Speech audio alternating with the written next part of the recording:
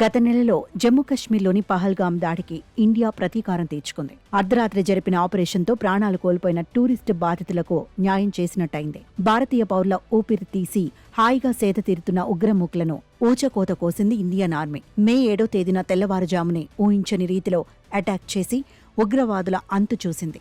9 ఉగ్ర శిబిరాలపై ఏకకాలంలో 24 క్షిపణులు దాడి చేసి సమస్తం నేలమట్టం చేశాయి. ఇంత విధ్వంసం కేవలం 24 నిమిషాల్లోనే పూర్తి చేశారు. పెళ్లై 10 రోజులైనా కాకుండా సింధూరానికి దూరమైన ఆడబిడ్డ కన్నీటి సాక్షిగా ఆపరేషన్ సింధూర్ పేరుతో ఉగ్రమూకల అంతు చూసింది ఇండియన్ ఆర్మీ. ఈ ఆపరేషన్లో త్రివిధ దళాలు పాల్గొన్నాయి. భారత్ చేపట్టిన ఆపరేషన్ సింధూర్లో 70 మందికి పైగా ఉగ్రవాదులు మరణించగా 60 మందికి పైగా గాయపడినట్లు సమాచారం. ఈ దాడుల తర్వాత జమ్మూ కశ్మీర్లోని సరిహద్దు ప్రాంతాల్లో హై అలర్ట్ కొనసాగుతోంది. కశ్మీర్లోని సరిహద్దు గ్రామాలన్నింటిలో విద్యా సంస్థలను మూసివేశారు. పాఠశాలల తలుపులకు తాళాలు వేసి కనిపిస్తున్నాయి. హై అలర్ట్ ఉన్న నేపథ్యంలో ప్రజలు కూడా ఎక్కువగా బయట సంచరించడం లేదు. ఏది ఏమైనా పహల్గాంలో టూరిస్టులను చంపిన ఉగ్రవాదులకు ఆపరేషన్ సింధూర్ ద్వారా భారత ఆర్మీ సరైన బుద్ధి చెప్పిందని స్థానికులు అంటున్నారు.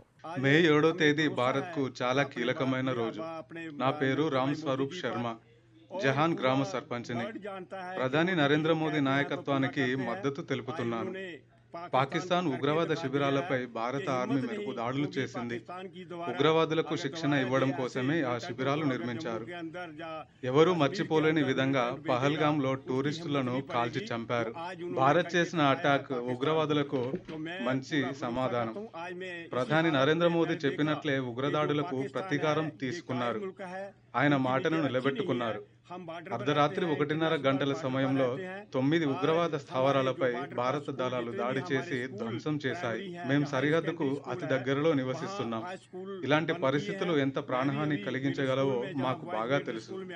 సరిహద్దు పరిధిలోని ప్రాథమిక పాఠశాలలు, హైస్కూళ్లు అన్నీ మూతబడ్డాయి. విద్యార్థులు క్షేమంగా ఉండాలి. పాకిస్తాన్ ఒక పిరికి దేశం. భారత పౌరుల జోలికి వస్తే పరిణామాలు ఎలా ఉంటాయో ఇవాళ వారికి అర్థమయ్యింది. ప్రధాని మోదీ పట్ల విశ్వాసంతో ఉన్నాం. భారత సైన్యం మాకు అండగా ఉంది. ఉగ్రవాదులు మళ్లీ దాడులకు పాల్పడితే వారిని అంతం చేసే శక్తి ఇండియాకు ఉంది. కేవలం పాకిస్తాన్కే కాదు, ప్రపంచ దేశానికి ఈ సందేశం వెళ్ళింది. ताकि पूरे वर्ल्ड को पता चल जाए कि मोदी जी ने उनका बदला ले लिया है।